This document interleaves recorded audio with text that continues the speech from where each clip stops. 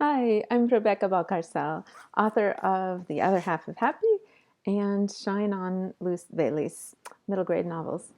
And I've been asked by a lot of writer friends how they can start marketing even before they're published.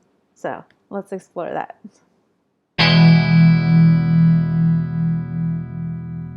So if you haven't published anything yet, then there still are ways that you can start to build your reputation as a writer online and to show in your community that you're part of the writing world. So, one thing that you can definitely do is build a website. It sounds complicated if you haven't tried it, but really today's templates and everything make it pretty intuitive. A lot of people can figure it out without hiring anybody to do it for them. It can be free or nearly free. I use WordPress, but there are many others. Wix, Squarespace. It's getting pretty easy to find a way to build a website relatively simply. And what will you put on that website? Definitely want a good picture of yourself. And maybe it's a selfie, but probably it's better if you have a more professional picture. And for a long time, I did have a self-taken picture, but I didn't have it at the end of my arm. I had set up my camera, my phone camera, to take a picture from, not at the end of my arm, right? Like from a stand or something, or someone else can take it for you. So have a good quality picture. It focuses on your face and has a friendly expression or whatever suits you. So have a good picture.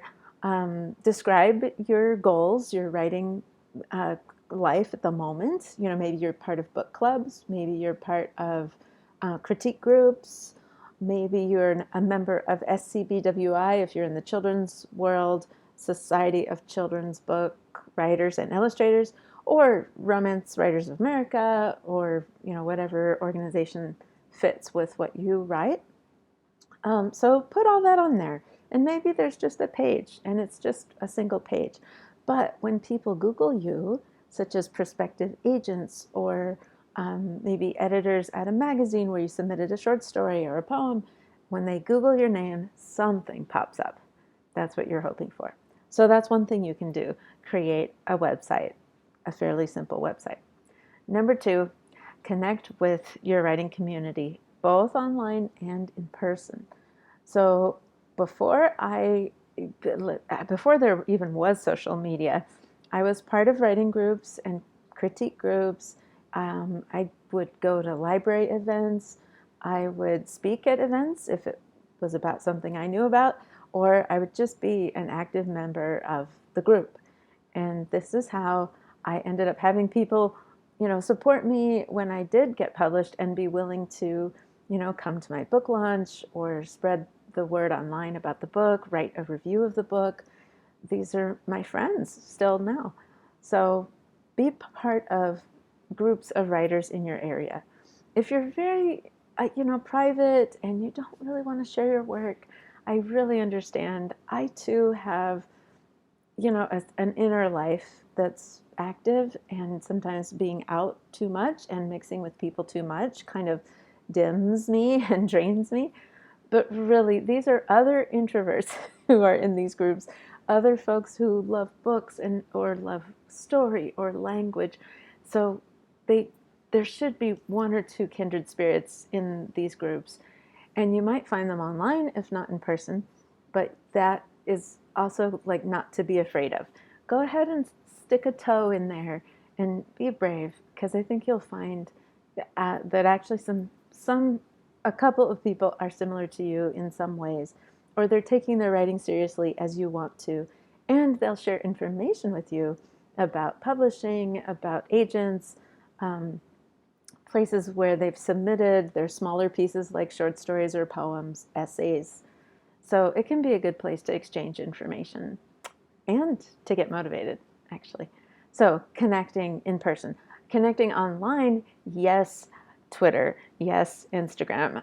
I know some people don't want to hear it. Even TikTok, just, I don't know, I'm a little old for TikTok, but I'm making a little headway there. But you will find that librarians, teachers, readers, writers are on these social media platforms, and you can connect to them. And if you feel like, oh, Twitter's just so toxic, I can't be there, don't subscribe, don't follow people who are going into toxic areas. Just follow people who are doing the things you're interested in, who are keeping things positive, if that's what you're looking for. I subscribe mostly to lovely librarians and people in the children's literature world. And it is such an affirming community because they all care about kids. And I do too. So we find a lot of common ground. So you will find your tribe. Just be looking in the right places. For me, there's hashtag writing life, hashtag MG which is middle grade literature. There are hashtags for other genre groups. So whatever, if it's poetry or whatnot, you will find people on Twitter doing the thing that you're doing too. So find your group there. Instagram, I'm a little less good at, but I'm getting there. Same thing. Try to find people that are, posting the kinds of things that you are genuinely interested in. And if you want to keep your persona online to being an author or being a writer, totally do that. I mean, we enjoy hearing about little behind the scenes things like, oh, I had a baby or something. But it doesn't have to be that you share all the news of your life online. You can just share your writing news and your writing life and just confine it to that. Think of it as your little, like the group that it's just an expansion of your writer community, and stay on topic if that's most useful to you. I think that's most useful to me, so that's how I do it. Okay, so have a website, be in community, whether in person or online, preferably both. Be submitting.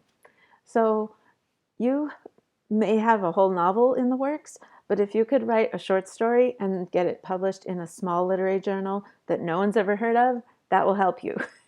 It doesn't seem like much, but when you go to write a query to an agent or you draw up any kind of resume for a writing job, it's great to have some publications, even from little small literary journals, literary magazines, your local, some kind of small press, something.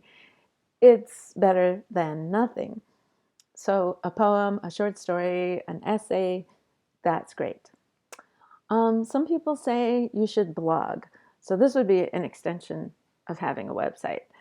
I don't know. I feel like blogs had a heyday and that now they're a little less, I don't know, being done. There's big blogs that are real important for sure. And some writers will start a blog where they review books. And I think that is a good thing because you are showing that you're participating again in the writing community and you're doing a service to the authors as well as readers. So that's a good way to, be in community, but you don't have to. I have a small blog on my website. I don't put much there very frequently, and it's fine. But when I feel moved to, I put something. But if you're going to be a true blogger, you need to be posting, once a week or at least once a month. And I don't do that, so I don't consider myself a blogger.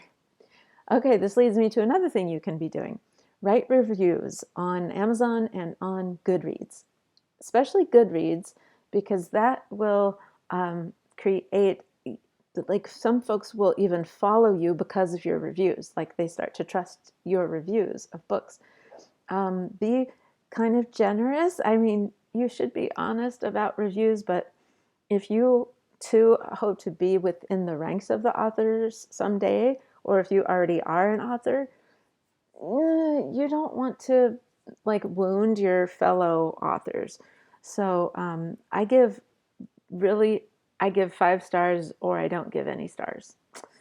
If I read a book and I'm not thrilled about it, I just don't review it or I don't give it any stars and I just move on.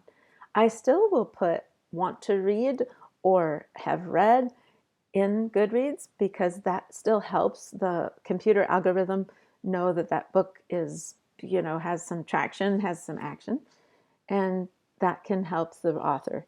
So to be a good writing community person, it's good if you will write reviews of books, um, preferably positive ones. But if you can't bring yourself to write a positive, maybe don't write anything.